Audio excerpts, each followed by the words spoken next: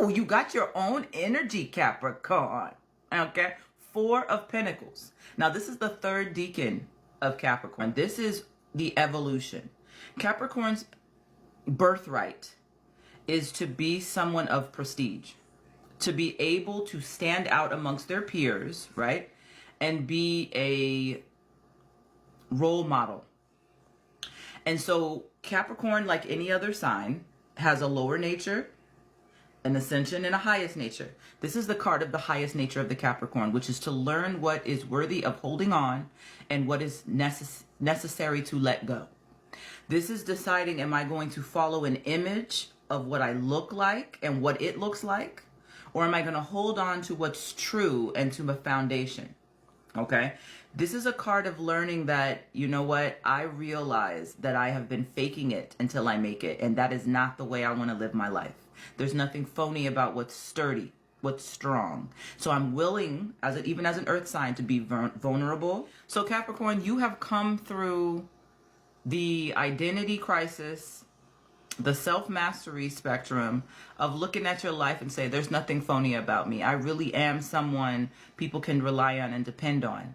I'm that politician that when I say I'm about what I'm going to do, I am going to do it. You are ruled by Saturn, which is the planet of karma. So since childhood, you've been constantly pushing and pushing harder, working harder, having to live your life on the straight and narrow faster than most. And the beauty of it is that when you do blossom, here's the Capricorn's birthright. You are put in positions of leadership naturally. You do get to have a fountain of youth. Capricorn, so congratulations, Capricorn. That's your recent past, that you've come to this realization that your need for control or your need to kind of control your image. No, I'm going to refine myself to be a platform of authenticity. The current energy is the Page of Cups, that inner child, that renewed youth. Capricorn, wherever it is in our charts or whatever it is in our top 6, is that space where you had to borrow from the future, where everything was hard.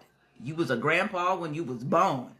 And then when you get older and you get to be a grandpa, you are the grandpa that's youthful, that connects with their grandchildren, that leaves a lineage and a generational path of beauty, wealth, teaching your grandchildren how to stand upright, how to be a citizen of worth, of independence, and also community.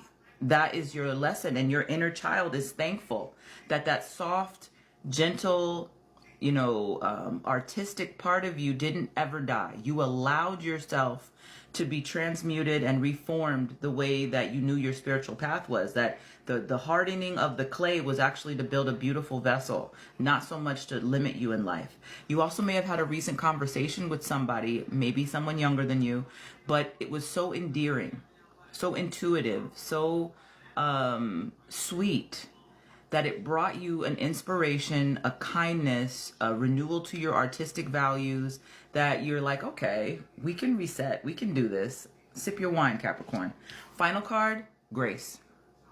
The 2 of Swords came up. This is a Libra card. You are able to discern so much better after looking at the authenticity of your life, being able to be transformed and transmuted through this gentle energy, this kindness, this love, connecting back with your inner child. You're like, you know what? I can handle things. I know when to speak and not to speak. I know my left from my right. I know my brakes from my gas. I respect everything I've gone through. There may be a court case.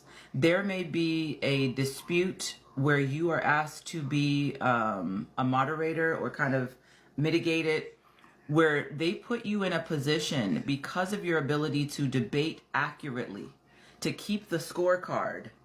You don't aggress and you don't agree. It's you're no longer in that trying to make other people happy. You're in this harmony of, I got it.